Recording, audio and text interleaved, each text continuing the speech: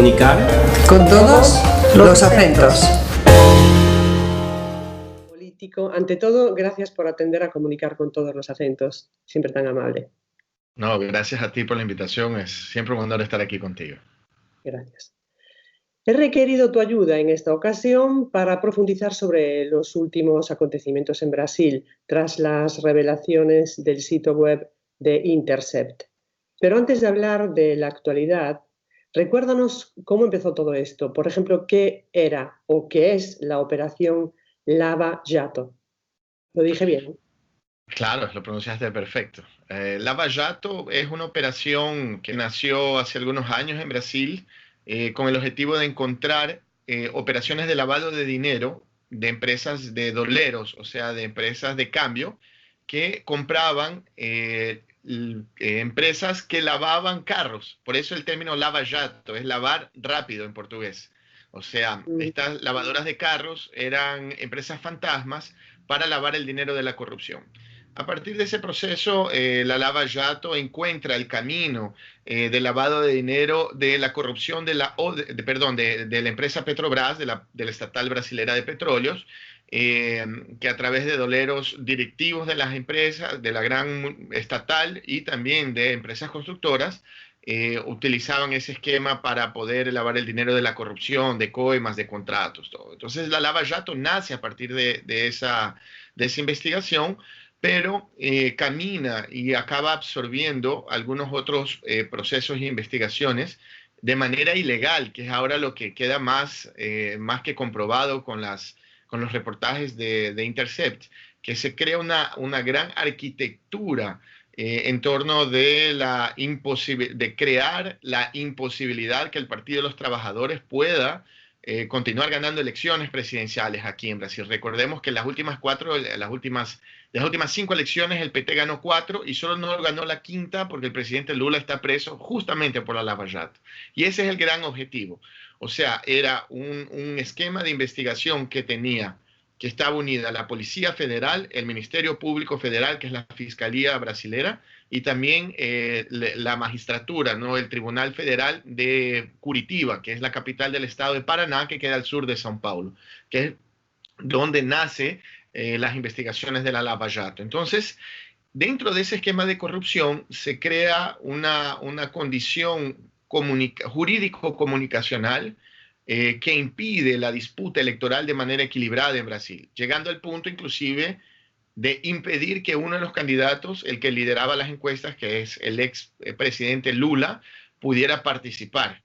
El juez Sergio Moro, el principal juez del caso Lava Jato, impidió que el presidente Lula sea candidato a presidente, lo detuvo, está preso el presidente Lula, e inmediatamente después de la victoria de Bolsonaro, Bolsonaro lo nombra su ministro de Justicia. Ya se filtraron inclusive las conversaciones y el mismo presidente Bolsonaro asume que durante el juicio del presidente Lula él ya negociaba con Sergio Moro entregarle el Ministerio de Justicia. Ya, pero espera, vamos por partes, porque así queda todo más claro, porque si ya estamos llegando al final de todo, a la actualidad. Como bien explicabas, esta operación tuvo ramificaciones políticas que culminaron con la prisión de Lula da Silva, lo que impidió que se presentara a las elecciones, etcétera, etcétera. Ya entonces esto parecía muy sospechoso. Y después de estas revelaciones de Intercept, las sospechas de lawfare se hacen más evidentes porque salpican de lleno al juez, que hoy es ministro, Sergio Moro, o Sergio Moro, como decís en Brasil. Sergio. Ahora ministro de Justicia de Bolsonaro. O sea, no guardan ni las formas. Háblanos de este juez de convocación de ministro. A mí me interesa saber qué transcurso tenía este personaje, juez Moro. Bueno, Sergio Moro era un juez de primera instancia, o sea, el juez, el primer nivel de la magistratura brasilera, encargado de una región, que era la cuarta región de Curitiba, el que juzgaba crímenes o casos federales, ¿no? En el caso de la Lava Jato, que no fue coincidencial, nace y se queda en Curitiba. Sergio Moro, desde hace antes del caso Lava Jato, ya tenía una relación muy estrecha con los Estados Unidos. E inclusive se sabe que Sergio Moro fue preparado por el Ministerio Público estadounidense, por la Secretaría de Justicia de los Estados Unidos, para poder coordinar esta acción de la Lava Jato, así también como los fiscales del TAN del Añol y los demás fiscales del caso Lava Jato. Entonces, Sergio Moro se transforma primero de juez, un juez absolutamente desconocido, a un superhéroe, ¿no? Los medios de comunicación brasileños lo posicionan como el gran líder del proceso de anticorrupción, en el caso ahí de Italia, ¿no? El caso de las manos limpias. Entonces, el caso Lava Jato se transforma como la gran cruzada en contra de la corrupción en Brasil, y Sergio Moro su gran vocero. Los medios de comunicación lo posicionan de esa manera y construyen alrededor de él una idealización de que este tipo estaba dispuesto a jugárselas todas por Brasil y que no tenía, inclusive debería estar con seguridad porque era amenazado de muerte y todo lo demás. Pero a lo largo del tiempo y a través de los reportajes de Intercept se concluyen algunas cosas. Primero, Sergio Moro, bueno, como salen de Intercept también, Sergio Moro negocia su salida de juez de primera instancia a superministro de Justicia y Seguridad Pública de Brasil en un preacuerdo con Bolsonaro, con el candidato Bolsonaro, que en caso, mira, mételo preso a Lula, si nosotros ganamos las elecciones, tú serás mi superministro y tendrás visto bueno para hacer lo que te dé la gana. Entonces Sergio Moro actuó de esa manera. Pero Sergio Moro tiene aspiraciones presidenciales, en realidad. Siempre con la cobertura mediática, Sergio Moro obviamente es uno de los personajes más conocidos en Brasil, que es una de las principales dificultades de los candidatos presidenciales, de ser muy conocido. Después de ser muy conocido, tienes que obviamente conseguir conectarte con la población para que la población decida votar por ti. Pero ahora Sergio Moro ya, gracias a la amplia cobertura mediática por el caso Lava Jato, es conocido prácticamente 100% del país. Entonces, él tiene aspiraciones junto con los equipos del Ministerio Público Federal, los fiscales, de que el mismo Sergio Moro sea candidato presidencial. Y el paso, la antesala de ese proceso es justamente que se transforme en un ministro de Justicia para tener esa experiencia de gestión de lo público, de haber salido del Poder Judicial, haber entrado al Poder Ejecutivo y de cierta forma ganar un poco más de habilidad y que la gente vea el actuar del superministro de Justicia. Pero estos 7 meses del gobierno Bolsonaro han sido muy críticos en el sentido de que ha caído en las encuestas.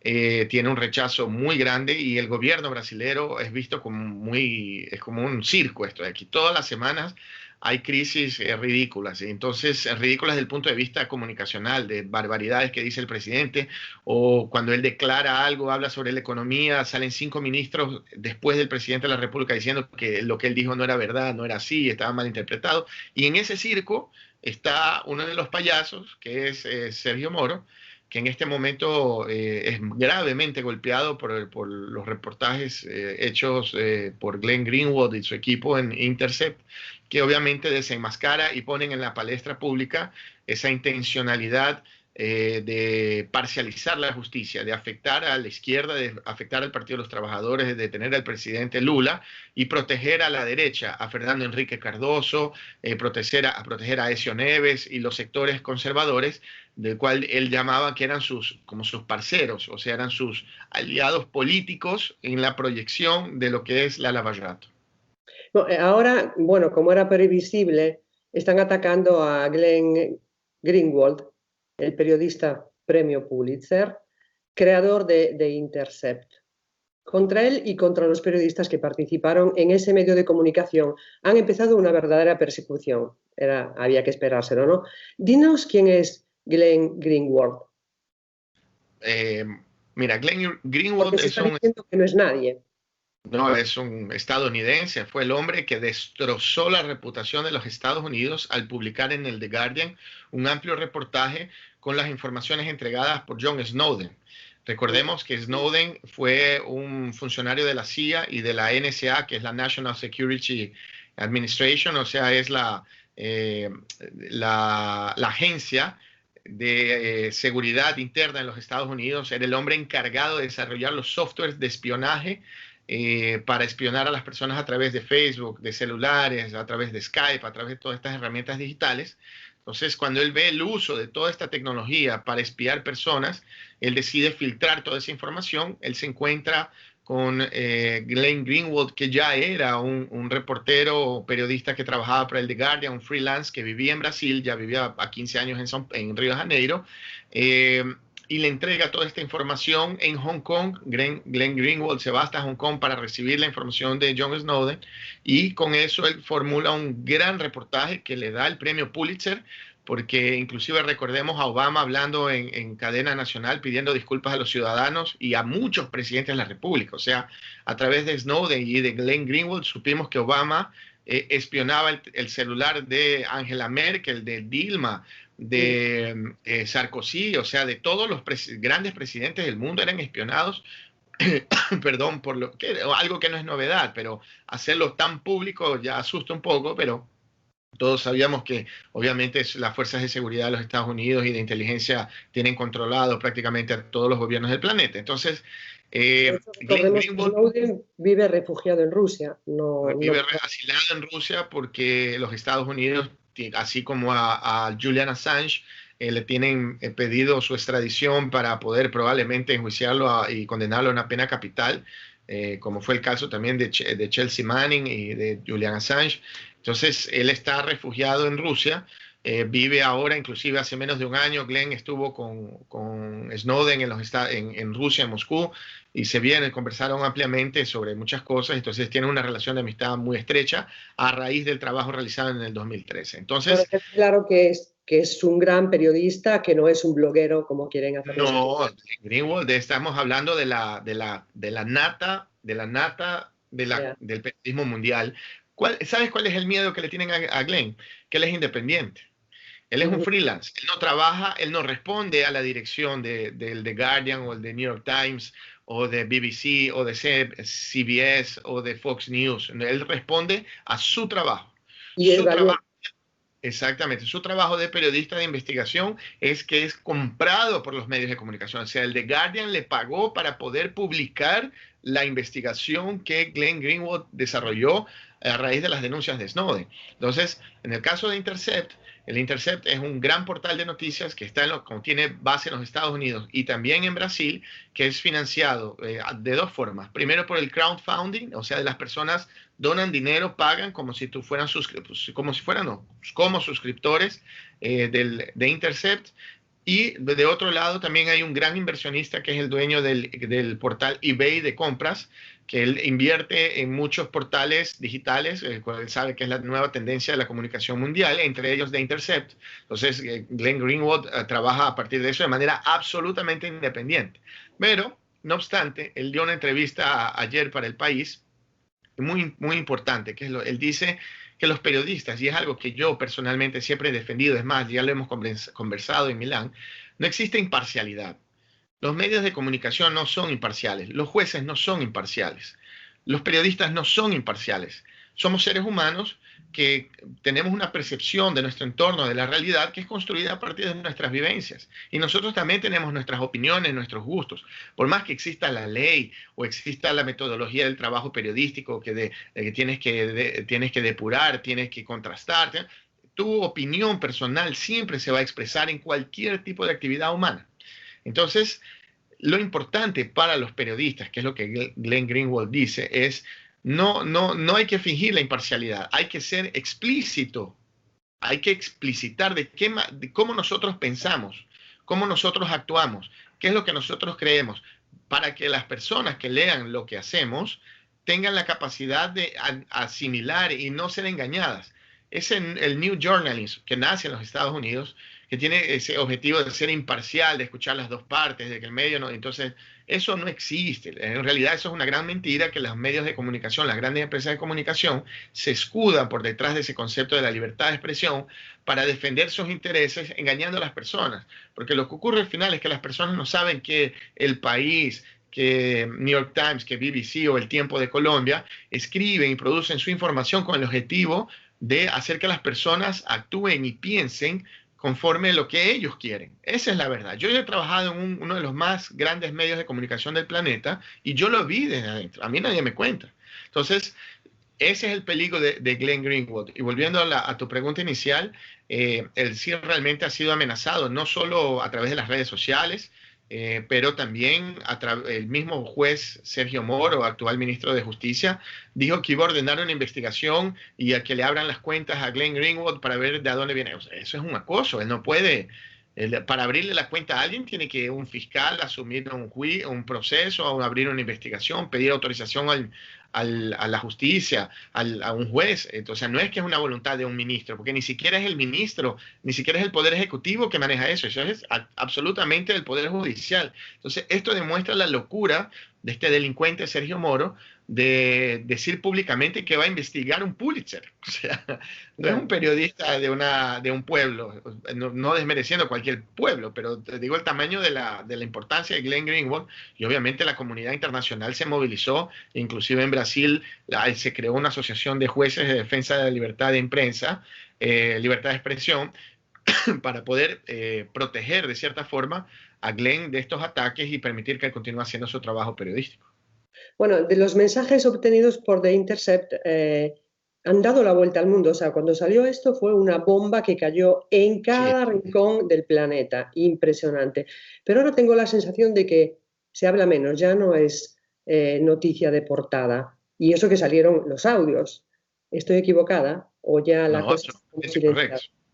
Acuérdate que cuando Julian Assange con Wikileaks filtraron los 400.000 documentos estos de las embajadas de los Estados Unidos, el Departamento de Estado, y también el video famoso y trágico video de efecto colateral, ¿no? Que fue ese genocidio perpetrado esa masacre perpetrada por el ejército estadounidense en Irak. Él fue portada de todos los medios de comunicación, él prácticamente era un héroe a nivel mundial por hablar la verdad, por su valentía, y a lo largo de 6-7 años ahora se ha transformado Julian Assange en un hacker que violó a 2 mujeres en Suecia. O sea, no es más ni periodista, no realiza el trabajo periodístico, no ha dado su vida y se la ha jugado por la verdad, sino que él es un simple hacker violador. O sea, esto es el posicionamiento, obviamente, de las empresas de comunicación que como perros guardianes del poder hegemónico, de las finanzas y de los bancos en el mundo, comenzaron a actuar para proteger, obviamente, protegerse de estos nuevos personajes como Glenn, como Snowden, como Assange, como Chelsea Manning, que utilizan la tecnología, que utilizan el trabajo, la comunicación en red para producir contrainformación, o sea, para producir una información que no dependa de los filtros editoriales de las empresas de comunicación que actúan para defender el interés de los millonarios. Esa es la verdad.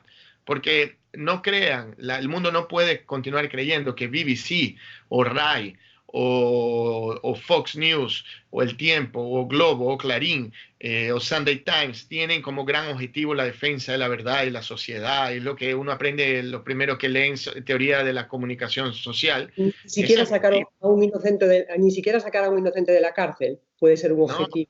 Para que no. Ellos trabajan por defender sus intereses económicos y punto. Y le mienten a la sociedad. Son una especie de cáncer de la sociedad, las empresas de comunicación. Porque ellas actúan de una manera absolutamente parcializada, engañada, no es transparente su actuar. Y la gente se confunde. Entonces, ahora ya con el efecto, porque ¿qué está por detrás de la Lavallato?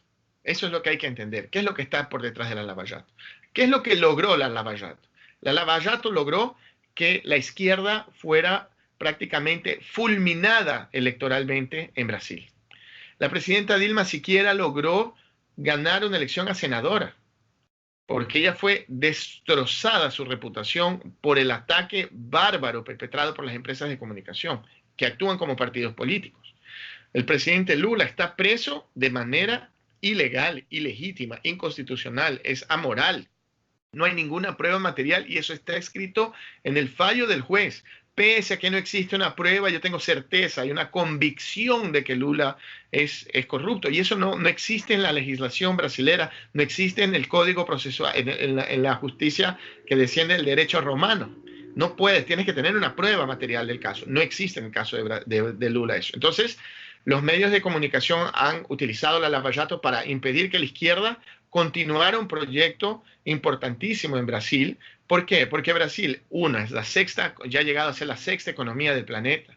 Es un país, es el único país que no está en el norte del planeta Tierra, que tiene su propia tecnología de desarrollo de energía nuclear.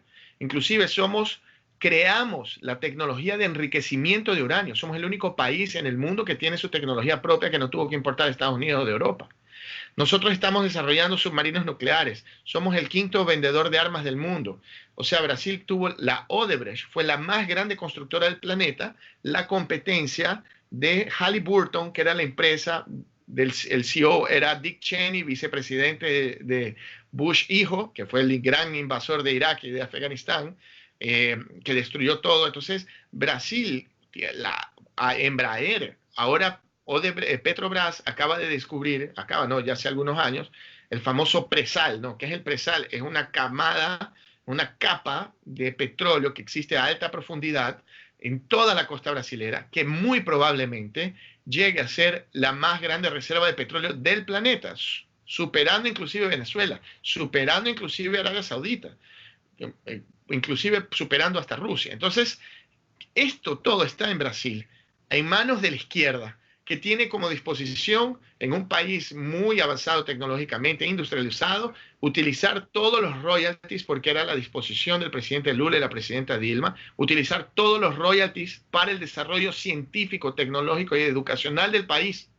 El presidente Lula había dejado esa tarea y la presidenta Dilma lo cumplió. Consiguió aprobar una ley que todo el royalty del petróleo brasileño sea invertido para el desarrollo tecnológico del país.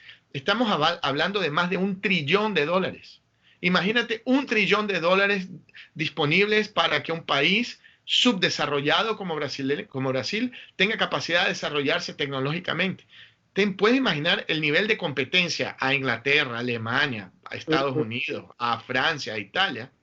O sea, Brasil se transformaría así en un gran problema, siendo un país de izquierda absolutamente integrado con Venezuela, con Cuba, con Nicaragua, con el presidente Rafael Correa, con Evo Morales, con Cristina, o sea, continuando a ser esa locomotora del progresismo internacional mundial.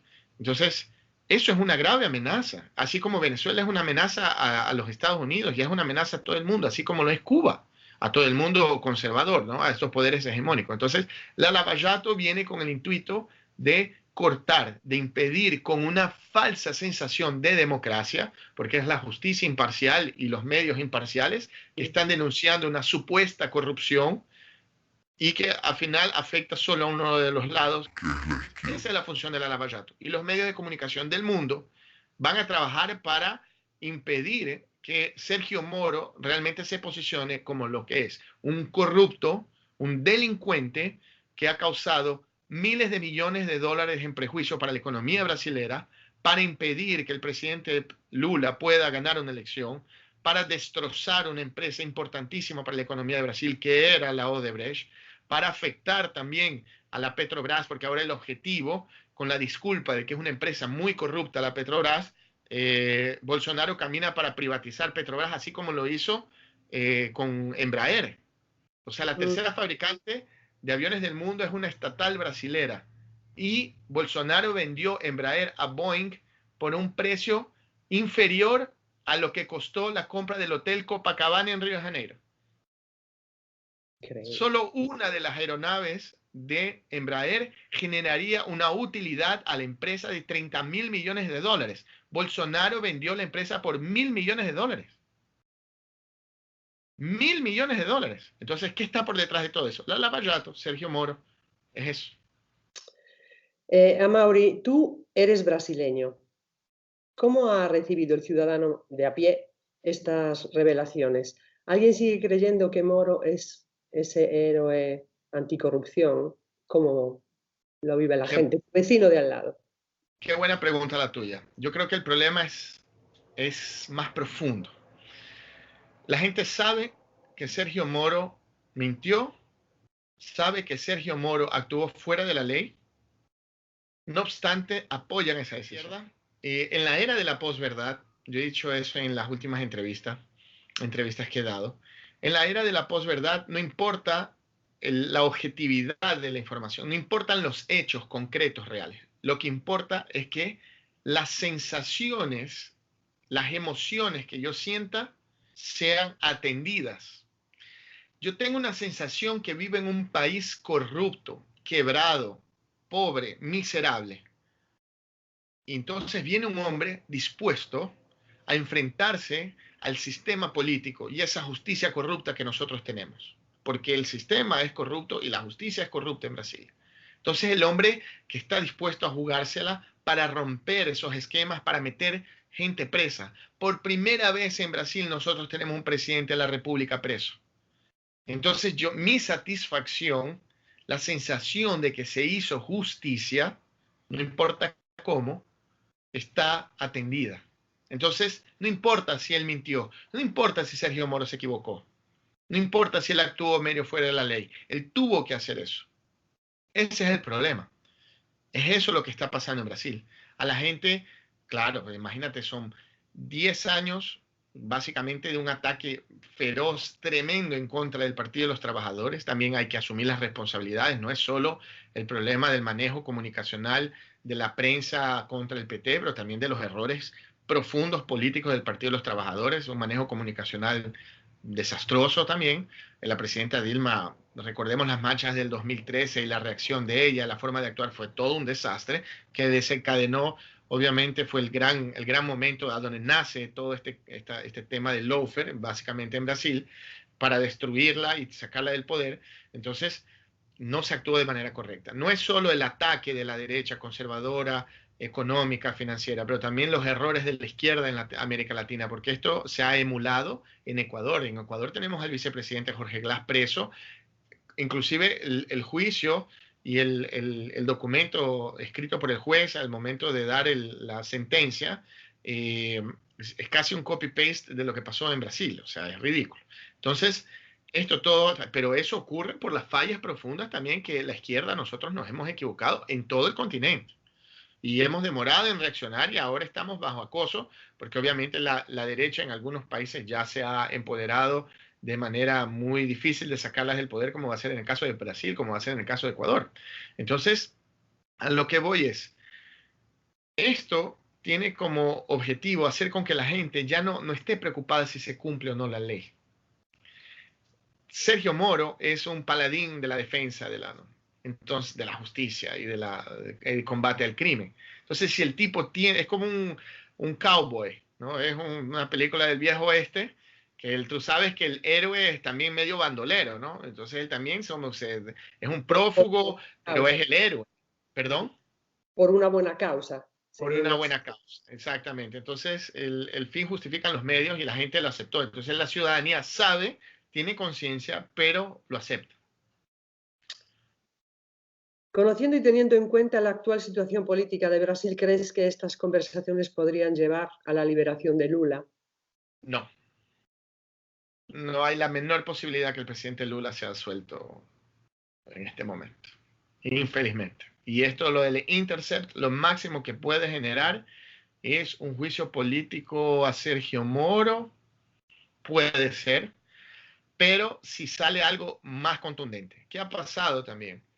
El volumen de información es muy grande. Obviamente hubo un boom, ¿no?, de la noticia.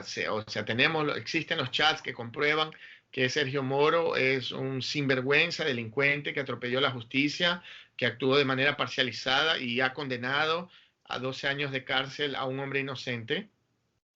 Pero a su vez, ya las otras, ya ha salido como 8 o 9 filtraciones, que son reportajes, entonces va poco a poco, la gente como que se va normalizando, ¿no? Se va acostumbrando, o sea que todas las semanas salga una noticia nueva, es prácticamente más de lo mismo, ¿ya? A no ser que salga un audio o un video hablando Sergio Moro, algo muy contundente, él siquiera va a dimitir como ministro. Si esto no pasa, en Brasil no va a caer Sergio Moro, el gobierno Bolsonaro va a continuar sin ningún problema y presidente Lula no va a salir de la cárcel. No obstante, por más que caiga Sergio Moro y que esto genere una crisis en la presidencia de la República, que liberen al presidente Lula, yo creo que es muy difícil que esto ocurra, porque el presidente Lula... Sabiendo que juez y fiscales eran aliados en la causa contra Lula. Ni siquiera esto puede invalidar esa causa o que se vuelva a hacer, no sé, Ni nada. siquiera esto. Acuérdate, quién va a invalidar o no la causa es el STF, ¿no? El Supremo Tribunal Federal, que también está en también está en los reportajes de Intercept de Sergio Moro, del fiscal Dalantán del Añol, hablando con las máximas autoridades del máximo tribunal de Brasil, acordando qué van a hacer, qué van a dejar de hacer. O sea, el esquema para que Lula salga se necesita una sentencia del STF. O sea, ese tribunal es corrupto como Sergio Moro, y ahora en los reportajes del The Intercept demuestra que tienen una acción coordinada para impedir que el presidente Lula, por ejemplo, ganara elecciones, participara de la elección. Entonces, obviamente, si ese es el mismo tribunal que tiene que mandar liberar al presidente Lula, esto no va a pasar. No va a pasar. Callejón sin salida prácticamente.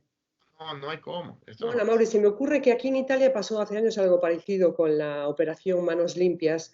Uno de los jueces, el que se hizo más famoso, el que llevó adelante muchísimos casos, que había dicho que nunca iba a entrar en política, Berlusconi le había propuesto entrar en su partido y él rechazó. Después sí entró en política y bueno, todo acabó bastante mal. Ahora está desaparecido, o sea, no se sabe ya nada de él. Duró muy poco esto. ¿Crees que puede pasar algo así en Brasil?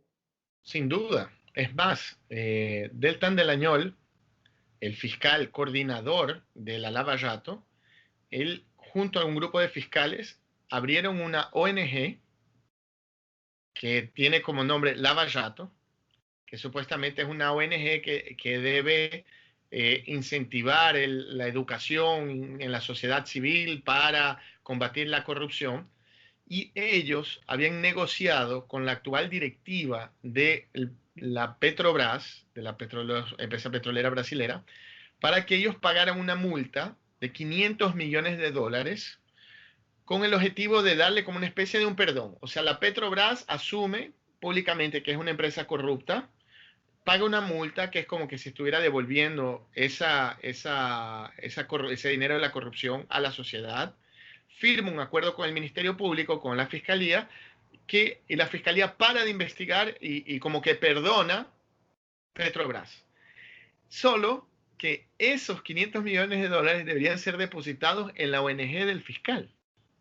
Ah, O sea, entonces una empresa brasilera estatal, que su dinero no es de ella, no es de un dueño, no es de un grupo de dueños, es del pueblo brasilero, pagaría 500 millones de dólares al fiscal brasilero para que él utilice ese dinero en la ONG suya, privada, con el objetivo de promocionar el combate a la corrupción en Brasil. Mentira.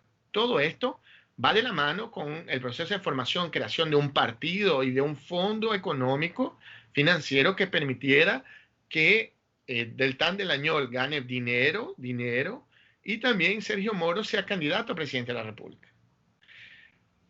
Hubo un rechazo inclusive de la comunidad de fiscales de Brasil y también de la magistratura brasilera a este tipo de acción. Primero porque es ilegal, no puede hacer eso. Y tuvo que dar un paso atrás Deltan Delañol, y también Sergio Moro se deslindó un poco de eso cuando hubo esa crisis. ¿Qué ocurrió ayer? Se filtra uno de los chats filtrados por parte de Intercept.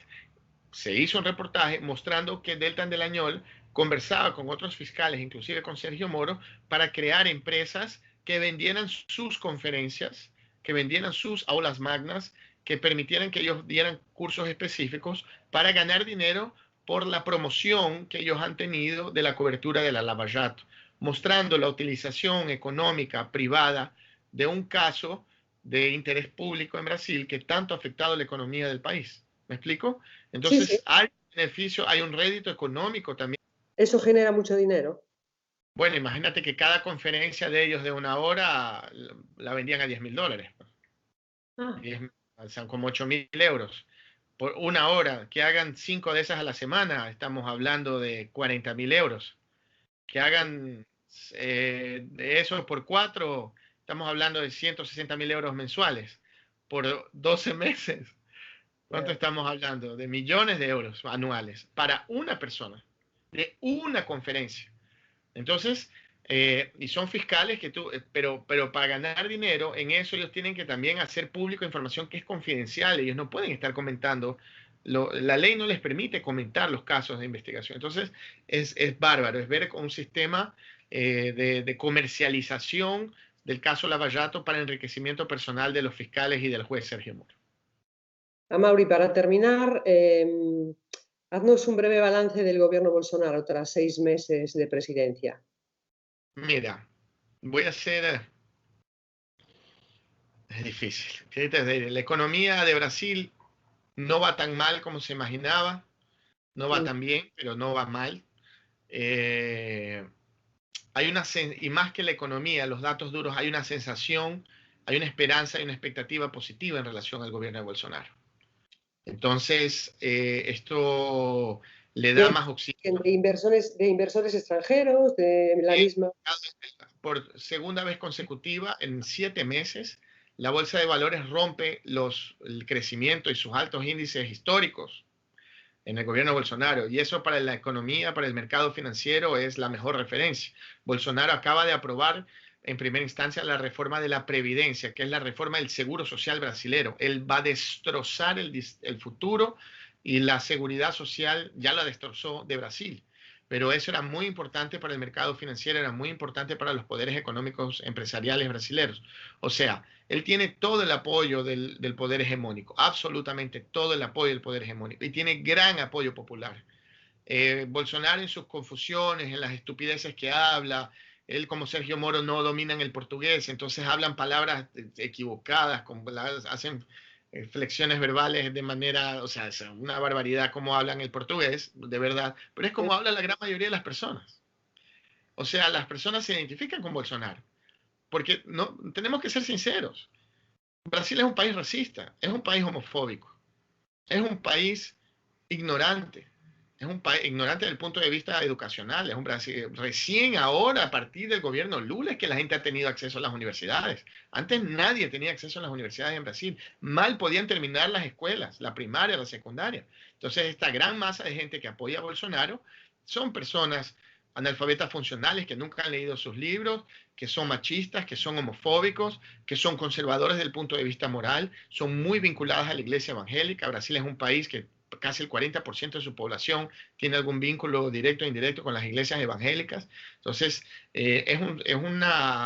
Bolsonaro es uno de nosotros en la presidencia de la República, es uno de nosotros de esa clase media, conservadora, ignorante, aspiracional, que llegó allá. Es diferente del presidente Lula, que era un hombre de pueblo, obrero, de estar en las fábricas, que es la gran masa de gente que tuvo esa aspiración, que querían salir de la miseria, de la pobreza, de esa angustia, y llegaron. Y Lula les cambió la vida, pero generó una clase media, incluida en el mercado de consumo, que es aspiracional, que es construida a partir de los valores capitalistas, representados por Bolsonaro, no por el PT. Entonces, ahora él tiene un gran apoyo popular, Es una vergüenza lo que habla, es una vergüenza lo que dice. Imagínate que su canciller ha dicho y defiende, es parte del sector que cree que la Tierra es plana. Esto no lo había escuchado todavía. La Tierra es lo que se debate en la Cancillería brasilera. Él dijo, el canciller brasilero, y con mucha vergüenza, el canciller brasilero ha dicho que el problema del calentamiento global es el comunismo. El comunismo. O sea, este nivel de locos y ignorantes son los que están al frente de, en este momento, la octava economía del planeta. Pero o sea, todo está en marcha.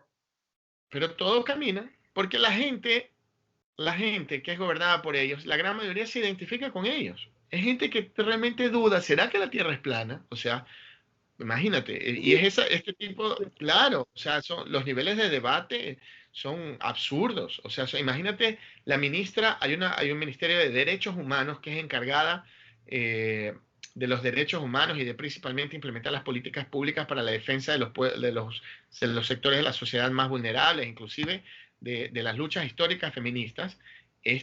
La ministra de Derechos Humanos de Brasil dijo que en Dinamarca se incentivaba a los niños de 2, 3 años a masturbarse en las escuelas y que eso era una corrupción moral y que eso se estaba trayendo a Brasil.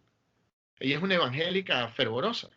Ya. O sea, una ministra de Estado salió el gobierno danés a pedir explicaciones. Porque además miente, o sea, mentira. Y es mentira. Ella mintió, ella dijo que ella era doctora y su currículum, doctora en jurisprudencia. Cuando sale, o sea, esto es lo que te estoy diciendo, está en las noticias, en las portadas de todos los periódicos de Brasil. Ella salió y se descubre que ella ni siquiera es egresada de la universidad. Ella dijo, no, yo soy doctora formada por Dios. Ya, eso pasa mucho, últimamente.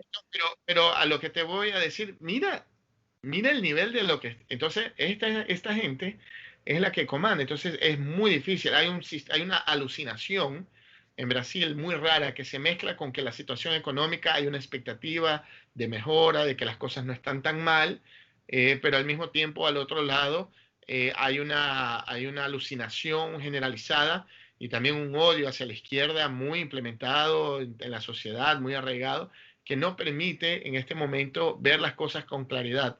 Y la izquierda está muy debilitada para lograr ese gran proceso de readecuar sus fuerzas para poder abrir canales de diálogos con el resto de la sociedad brasilera para volver a encauzar a Brasil en un proyecto de desarrollo económico y social que incluya a todos, ¿no? Esa es otra cosa, porque este de aquí, como el de Macri, solo incluye a los ricos. Amaury Chamorro, muchísimas gracias, muito obrigada. De nada, a você. Un abrazo. Otro, cuídate, gracias. Comunicar Con todos los acentos.